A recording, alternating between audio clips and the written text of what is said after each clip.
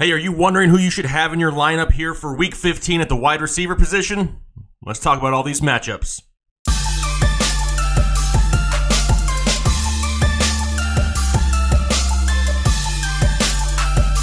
Hey, what's going on, everybody? Jake, Fantasy Headliners. Hopefully everybody's doing well. Here we are, Week 15. Games are right around the corner. We got the Thursday night game. We have games on Saturday this week. Make sure you're paying attention to those when you're setting your lineups. And then we have a full slate on Sunday. Going to be another great week. But now we need to focus on the wide receiver position here for Week 15. Who can we trust and who can we not? There's a few guys with some great matchups, and then there's a few guys out there a little bit debatable. Can you trust them or not? We're going to go through each of these matchups like we do normally on a weekly basis. Going to touch a wide receiver on each team just to make sure I'm trying to cover as many of you guys as possible. It's the fantasy playoff times. We need to make sure we set those lineups correctly. So without any further ado, let's talk about some wide receivers here for Week 15. All right, Thursday night football, first game we got could be an exciting one. Los Angeles Chargers at the Kansas City Chiefs. On the Chargers side of the football, we may be able to see a little bit more fireworks this week than what we're used to. Why? Still unclear whether Melvin Gordon plays or not. He really shouldn't. They really have no business playing him in this game. What's the risk? What's the purpose of putting him in there and risking him re-injuring it and missing, the remainder of the season or something like that? It's just not worth it, in my opinion. This could be like a coaching scheme to try to just play with the opponents there in Kansas City. However, if Melvin sits, Austin Eckler is also out. That leaves Justin Jackson as the lead back. I can see them starting to open up the passing game a little bit more this week. Keenan Allen's going to be somebody who's involved every single week. You're going to want to have him in your lineup. He's all the way up into a top 10 wide receiver in PPR leagues. Definite must start on a weekly basis, especially in a game like this against the Chiefs, which could get hit very high scoring very fast. However, I think both Mike Williams and Tyrell Williams have some sneaky upside in this game. If you're in a deeper league, you're looking for a flex play, I think Mike Williams has a high touchdown upside this week. Tyrell Williams has never been the guy. Actually, neither one of these guys have really been the guy to get that volume. However, in a game like this, where they can be forced to throw all 4 quarters to keep pace with the Chiefs, I think both Mike and Tyrell Williams are sneaky flex plays here for Week 15. All right, for the Chiefs, it may be a slightly different story. This one we really need to follow up until game time. Does Tyreek Hill play or not? He got a few limited practices here in the middle of the week, Tuesday, Wednesday, that kind of opened the door to allow him to play on Thursday. However, still hasn't been released at the time of this recording. We already know Sammy Watkins is out. Could this be the debut of Fat Kelvin on the Chiefs? Possibly. I mean, who else would there really be? Chris Conley, Kelvin Benjamin, Demarcus Robinson. There's not a whole lot of other options there. This could get to the point to where we really see how good this Chiefs offense is, because they could be without their top 2 pass catchers at the wide receiver position. Keep an eye on it. If Tyreek Hill plays, if he's good to go, he's going to be in your lineup more than likely. Sammy Watkins, obviously out. Do we want to start Chris Conley or Kelvin Benjamin? Kelvin Benjamin, I really don't want to. Not this quick in this offense. I didn't trust him in an offense that he knew, much less trust him in an offense that he doesn't. Chris Conley, though, if Tyreek Hill sits, Chris Conley gets some sneaky high value, all the way up to possibly low-end wide receiver 2. So if you're looking for a flex play also, because more than likely you're not counting on Chris Conley, he's a good play this week also. All right, first Saturday game, you have the Houston Texans and the New York Football Jets. For the Texans, you have DeAndre Hopkins, and don't get worried if you see that he's been limited this week. It's pretty much the same thing he's been dealing with all season long. Doesn't look like he's in any real danger to miss the game, so he should be in your lineup. Demaryius Thomas, he's healthy. He's just not being overly used right now. Not a whole lot of volume. 4 catches for 48 yards last week. Kind of been right around where he's been hanging ever since he became a Houston Texan, with that exception of that blow-up game with 2 touchdowns in Week 12. In my opinion, though, he's no more than a flex play in 12-team leagues or larger. You just can't trust his production at this point. Keke QT, I've pretty much said, he's a 2019 guy now. Not too high on Keke QT. He can't seem to get healthy either. Right now, I'm only excited to start DeAndre Hopkins. Demaryius Thomas, he's more of an emergency case only in deeper leagues at this point, though. All right, for the Jets, we really don't need to talk about a whole lot of these guys. Robbie Anderson seemed to have a decent game last week once Sam Darnold came back. Only ended with 4 catches, but turned it into 76 yards and a touchdown. And now they get a tough defense of the Houston Texans, giving up on average 33 points a game to opposing wide receivers. They have allowed a touchdown 3 straight weeks, and they've allowed over 275 yards to opposing wide receivers 2 weeks in a row. Definitely a team that has started to struggle against the pass. But is that offense elite enough in New York to really take advantage of it? Right now, in the fantasy playoffs, I'm a little bit too worried to trust Robbie Anderson or a banged-up, injured Quincy Enunwa at this point. All right, the Saturday night game where you got the Browns and the Broncos. For the Browns, Jarvis Landry, somebody coming off a decent fantasy game last week, right? 3 catches, 57 yards, and a touchdown. Not overwhelmingly high numbers, but then added in 54 rushing yards and a touchdown, which was an absolute plus. Gave him 23 PPR fantasy points in last week's matchup.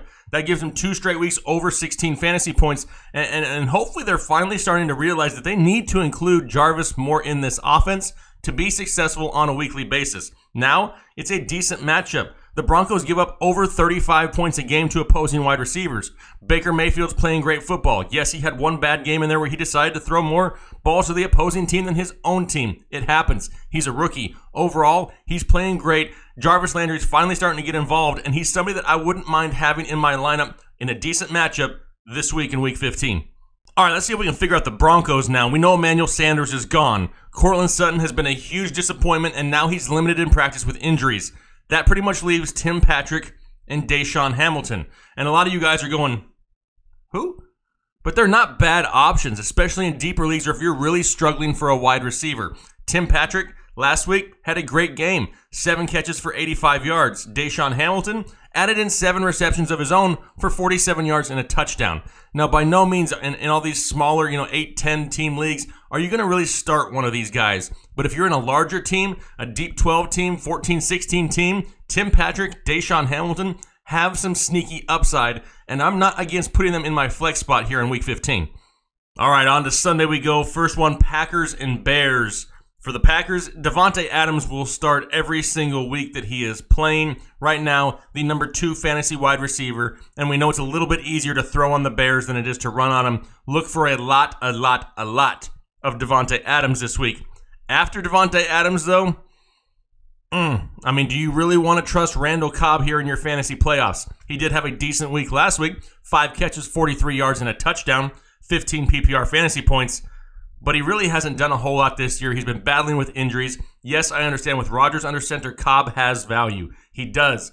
I'm just not willing to trust it here at this point of the season against the Chicago Bears, who are giving up on average just over 37 points a game to opposing wide receivers. However, over the last 3 games, they've only allowed 2 receiving touchdowns. They've gotten a little bit better in this area. Like I said before, though, it is easier to throw on the Bears than it is to run on the Bears. If you have no better options, if you're struggling to find a flex play and Randall Cobb is there, I'm not overly against it. I'm not excited about it, but depending on your other options, he does have some value here in Week 15. All right, on the Bears side of the football, we really don't know who to trust at this point. Allen Robinson, Taylor Gabriel, Anthony Miller all have been inconsistent the past few weeks.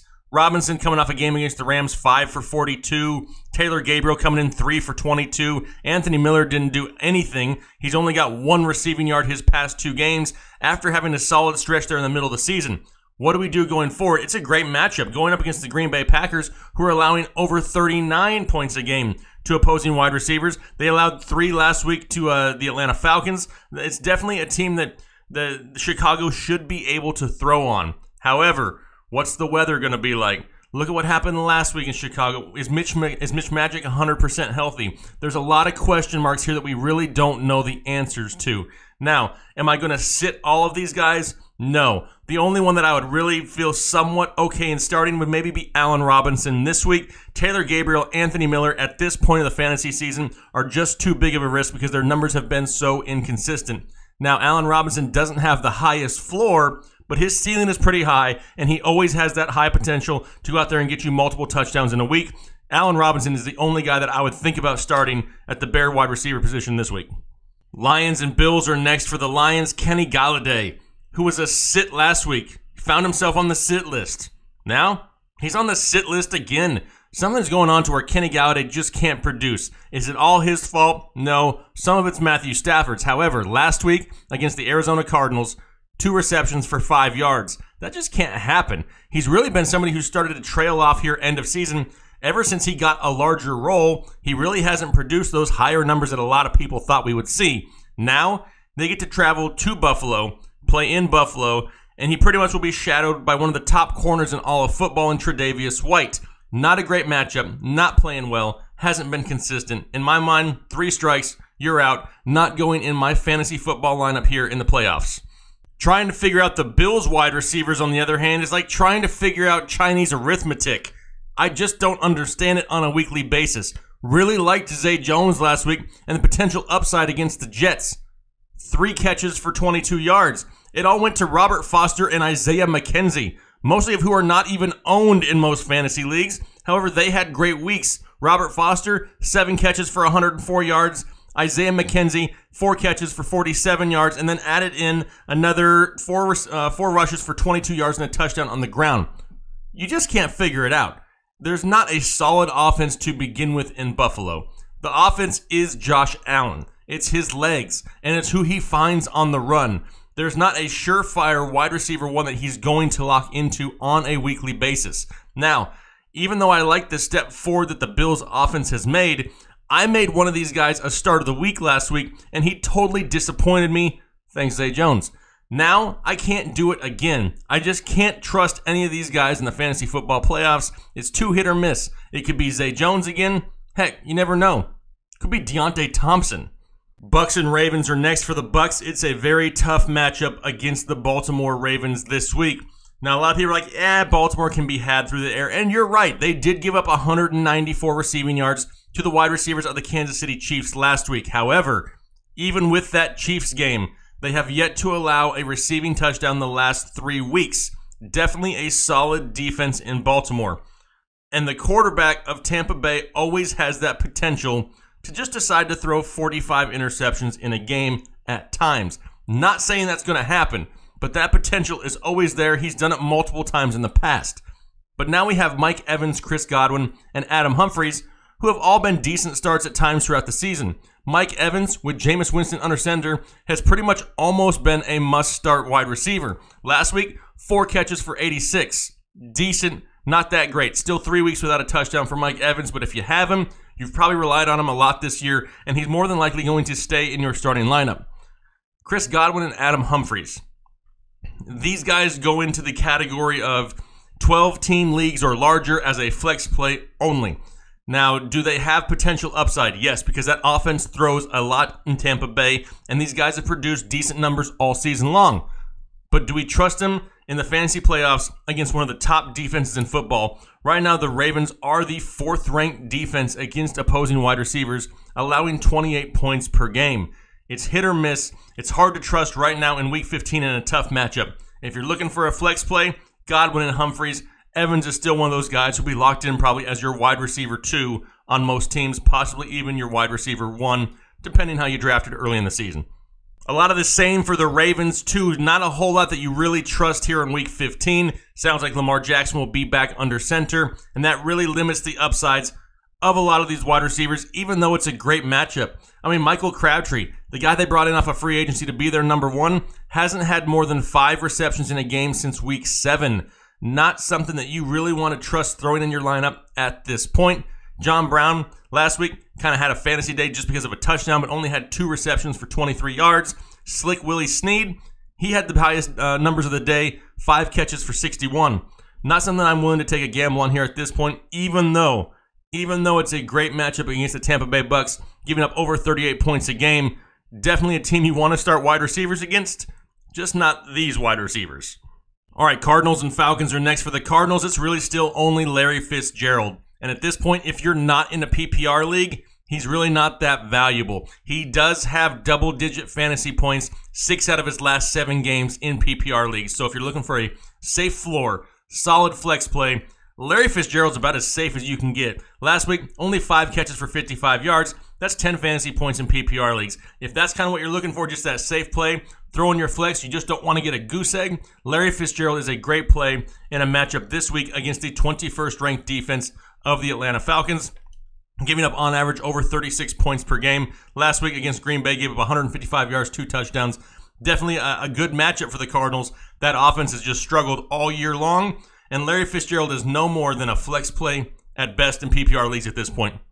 All right, for the Falcons, you have Julio Jones, Calvin Ridley, Mohamed Sanu. Now, if you have Julio Jones, I know you're maybe somewhat worried about the matchup and being shadowed by Patrick Peterson. Yes, that does slightly limit the upside, but it's Julio Jones, and he can make anything happen on any play. If you have him, you're starting him.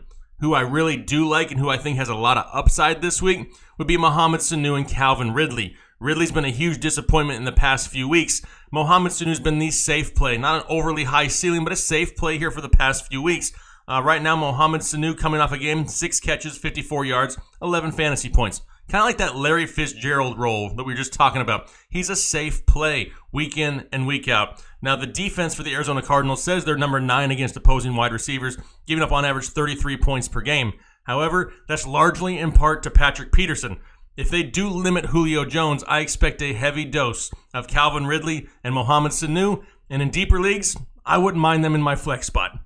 Raiders and Bengals. For the Raiders, Jordy Nelson is who we'll talk about, and I can't imagine there's too many playoff teams in the hunt who are going to start Jordy Nelson. However, over his past 2 games, just under 150 yards and a combined 16 receptions. Not bad the past 2 weeks. Now, they get a decent matchup against the 19th ranked secondary against opposing wide receivers in the Cincinnati Bengals, who are giving up over 36 points per game to those opposing wide receivers.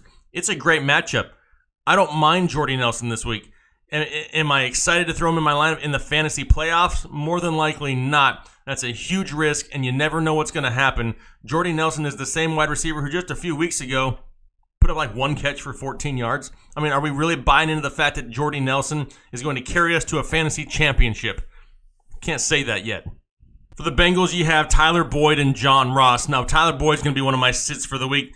Even though they're playing against the Oakland Raiders, they've been playing a lot better in Oakland here the past few weeks. They're now the 11th ranked defense against opposing wide receivers, giving up 33 points per game. Last week against the Steelers, we saw it. They got torched for 177 yards and 2 touchdowns. However, before that, they'd gone 2 weeks without giving up more than 75 receiving yards. Definitely an improved defense in Oakland. And with Jeff Driscoll under center, you just can't trust it at this point. Tyler Boyd has put up solid numbers throughout the season. I get it. He's had a lot better season than a lot of people had planned for Tyler Boyd.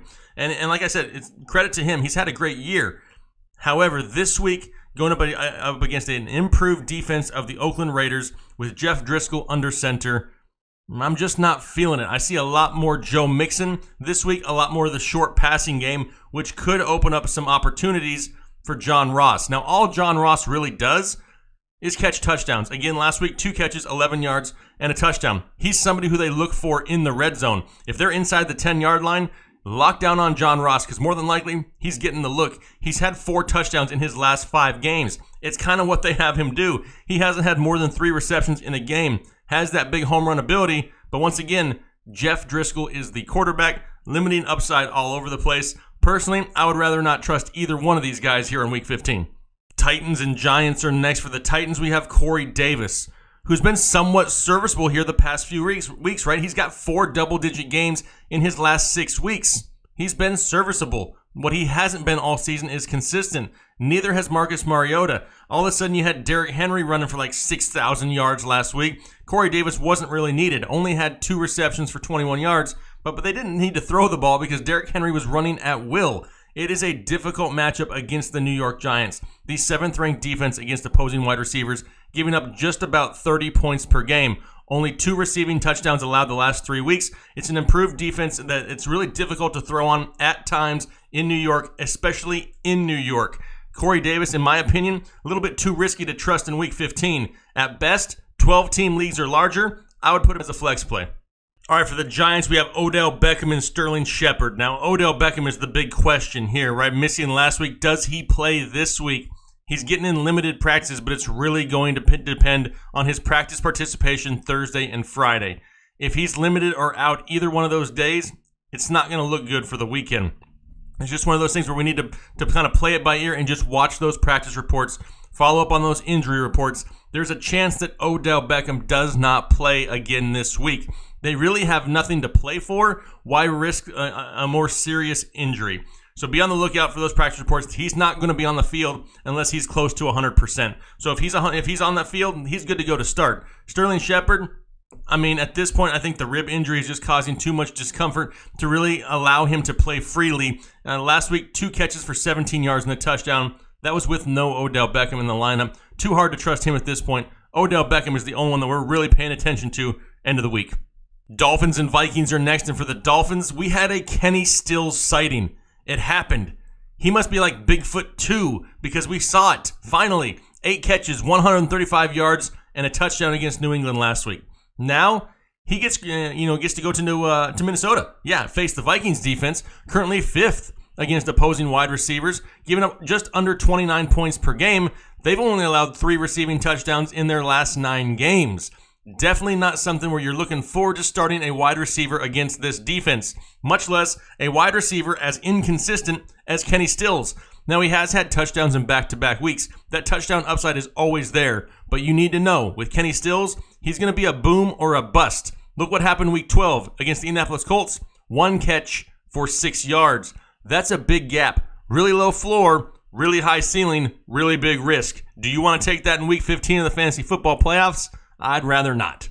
Now, a risk I would rather take is starting once again Adam Thielen and Stephon Diggs. Some people were disappointed last week, including them with their usage. Now, new offensive coordinator, quarterbacks coach calling the plays. Does that help this offense at all? It can't hurt it, right? Adam Thielen was wide open at times last week, wasn't getting the football, ended with 5 catches for 70 yards. Stephon Diggs ended up with 4 catches for 76.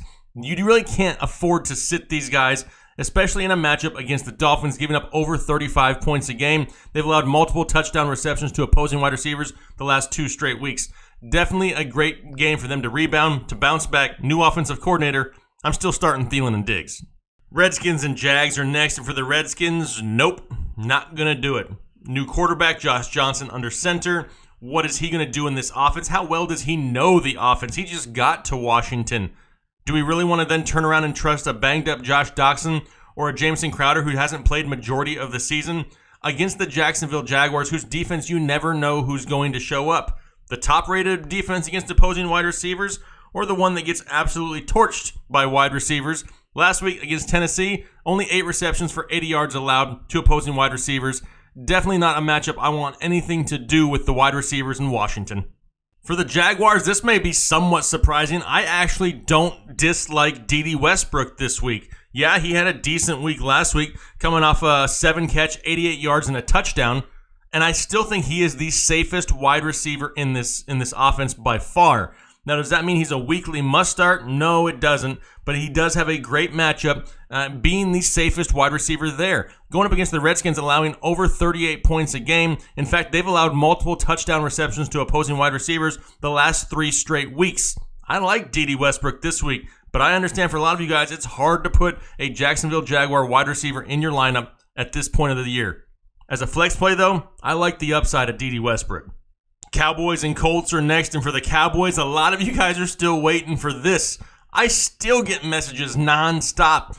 And, did you see what Cooper did last week? I would have to be living under a rock to not know what Amari Cooper did last week. Of course I know what he did.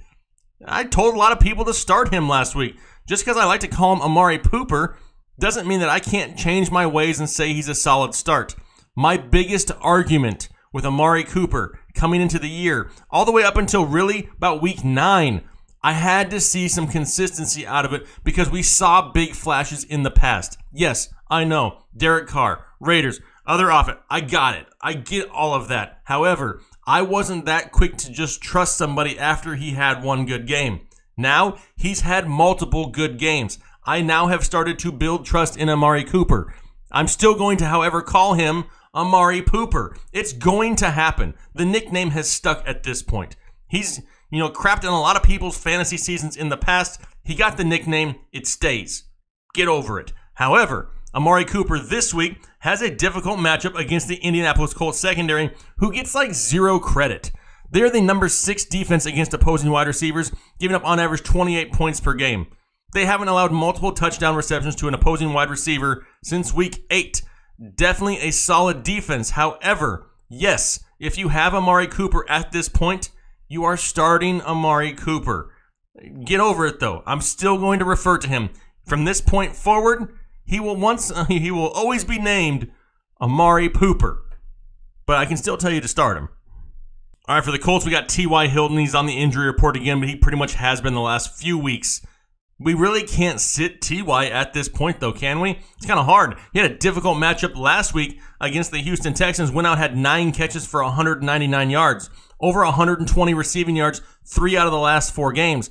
obviously Andrew Luck's top target. He's had over 7 receptions 4 straight weeks. It is a difficult matchup, though. The third-ranked defense of the Dallas Cowboys is really, really hard for wide receivers to score points against. However, they may not be able to score a lot, but they can score. They're giving up over 27 points per game. Not a whole lot of other consistent options in this offense, maybe outside of Eric Ebron. I'm still looking for T.Y. Hilton to be productive, even though it's a tough matchup here in Week 15. Seahawks and Niners are next. For the Seahawks, you got Tyler Lockett and Doug Baldwin. Tyler Lockett, I do really like this week. Once again, one of my starts of the week. Coming off a game where he had 5 receptions for 42 yards in a difficult matchup against the Minnesota Vikings. The week before that, only 1 catch for 52 yards. But the touchdown upside is still there, and he's scored double-digit fantasy points every single game this year, with the exception of Week 9. Still a solid wide receiver, especially even if it's standard or PPR formats, only because the touchdown upside is there. For those of you getting return yardage, another great option. Right now, currently wide receiver 19 in PPR leagues, and it's a lot better matchup this week for him than it was last week. The 20th ranked defense of the San Francisco 49ers, giving up on average over 36 points per game.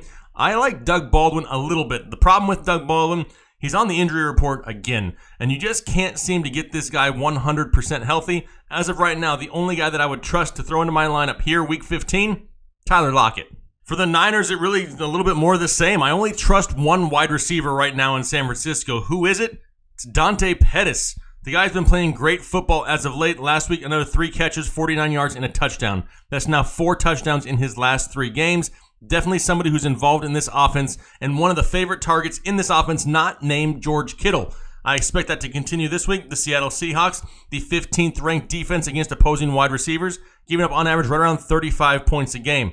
They did somewhat shut down the Minnesota Vikings defense last week, or excuse me, the Minnesota Vikings passing offense last week, but that wasn't all on Seattle. A lot of that was the inequities of the Minnesota Vikings. So yes, it's a decent matchup. Dante Pettis is somebody who I would have no problem throwing in my flex spot here in Week 15. Pats and Steelers are next here, and for the Patriots, start your Patriot studs this week.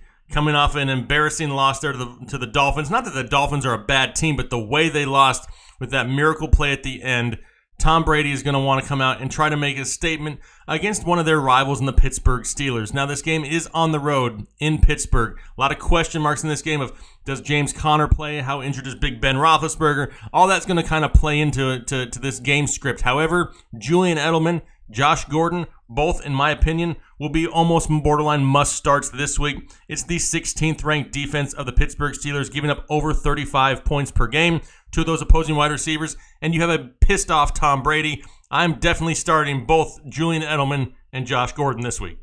For the Steelers, you have Antonio Brown and Juju Smith-Schuster. Yes, you're disappointed with Antonio Brown last week. Only put up 8 fantasy points to Juju's 33. Really need to pay attention to Big Ben. Hopefully he's able to go to make this game a lot more exciting. But at this point, you ride your studs. Antonio Brown and Juju got to be in a lineup somewhere. They're both ranked in the top 7 right now for fantasy wide receivers and PPR leagues. All right, Eagles and Rams are next. And for the Eagles, I'm worried about their wide receivers. Yes, sounds like Carson Wentz will not play. Looks like Nick Foles will be back under center. What's he looking to make another late season run again? Here we go again, just like last year. But do we trust these wide receivers of the Philadelphia Eagles? And I really don't. I think Nelson Aguilar gets a big bump in production. I mean, that's Nick Foles' favorite guy to throw it to. Alshon Jeffrey, now he's got to deal with the added targets going Nelson's way, and still has Golden Tate to worry about, who's taken a lot of his targets to begin with. I'm not high on Alshon Jeffrey a lot this week. There's some sneaky upside, maybe a DFS play for Nelson Aguilar, being that Nick Foles is under center. Golden Tate may be the safest floor play, not an overly high ceiling this week. Even though the Rams do give up over 37 points a game, they haven't allowed a receiving touchdown to an opposing wide receiver the last 2 games. The defense is starting to tighten up again a little bit in Los Angeles, and I really look for them to come out on fire at home after a couple letdowns the past 2 weeks on the road. I'm not liking the Philadelphia Eagles wide receivers that much this week, and Alshon Jeffrey is the one I'm worried about the most.